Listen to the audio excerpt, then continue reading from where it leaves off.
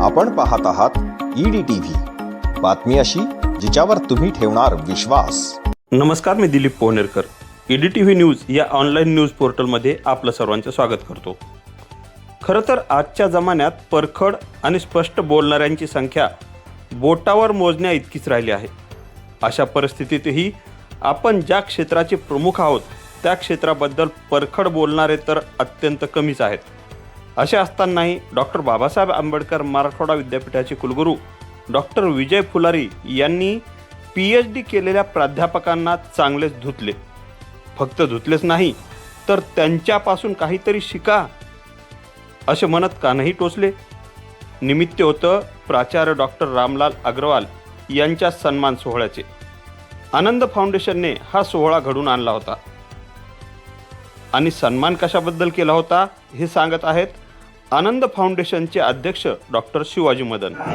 हा जो सोहळा आहे त्याच्या आयोजनापाठीमागचा जो उद्देश आहे की रामलालजी अग्रवाल यांनी यांच्या हयातीमध्ये जवळपास 90 राष्ट्रीय आणि आंतरराष्ट्रीय स्तरावरचे लेखांचं लिखाण केलेलं आहे आणि या लिखाणामधून या वर्षाच्या सुरुवातीला जागतिक स्तरावर असलेलं वर्ल्ड लिटरेचर टुडे या 100 वर्षापूर्वीच्या मासिकाने 100 वर्ष मासिकाला पूर्ण झाल्याबद्दल एक विशेषांक प्रकाशित केला आणि या विशेषांकामध्ये अग्रवाल सरांचं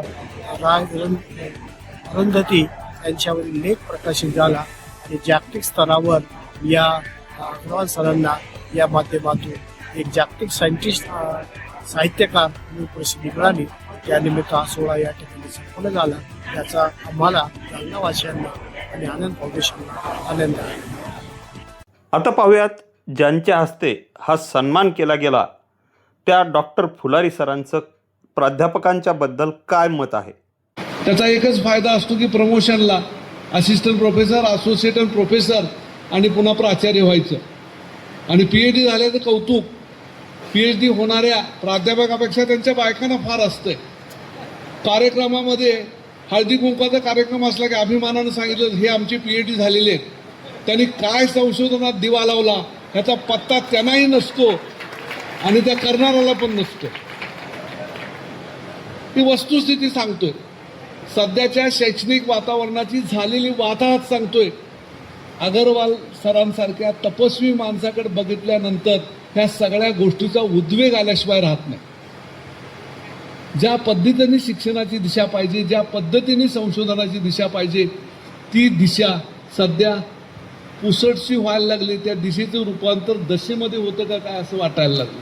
इंग्रजी साहित्यातलं जे समीक्षण केलं ते अगदी सर्व जगात मान्य झालेलं आहे आणि अखंड हिंदुस्थानात आपल्या भारतामधले ते एकमेव आहे।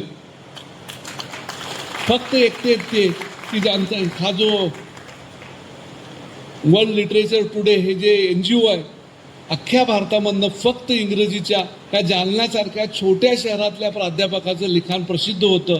भारतातलं हे एकमेव आणि एकच आहे।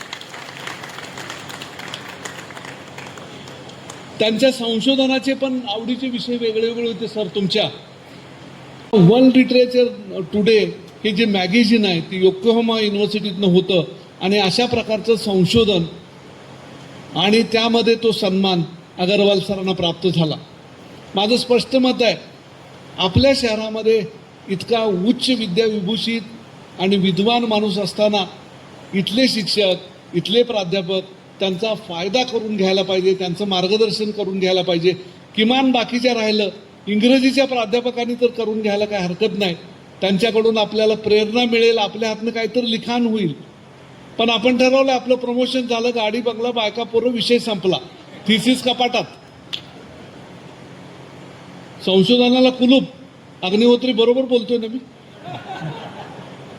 संशोधनाला कुलूप लावलेलं असतंय। संशोधनाने शिकवणी सोडून बाकी सगळे उद्योग आपण करत असतो। अशा ऋषितुल्य माणसाकडे बघून हे सगळं थांबवा, त्यांचं मार्गदर्शन घ्या आणि या जालन्यातली आणि जालना परिसरातली भावी पिढी उत्तुंग यशावर पोचू द्या। अशा प्रकारचं कार्य तुमच्या हातनं होऊ द्या, ही एक प्रामाणिक इच्छा आहे की अग्रवाल सरांच्या कार्यक्रमा दिवशी। दरम्यान या कार्यक्रमाला अध्यक्ष म्हणून महिकोचे अध्यक्ष डॉक्टर राजेंद्र बारवाले, प्रमुख उपस्थितीमध्ये विजय अण्णा बोराडे, संजय अग्रवाल, संजय लहाने, डॉक्टर देवेश पात्रीकर यांची उपस्थिती होती. कार्यक्रमाचे सूत्रसंचालन प्राध्यापक संदीप पाटील आणि प्राध्यापक रंगनाथ खेडेकर यांनी केले, तर डॉक्टर दिलीप अर्जुने यांनी उपस्थितांचे आभार मानले. Dilip Pohnerkar, EDTV news, Jalna.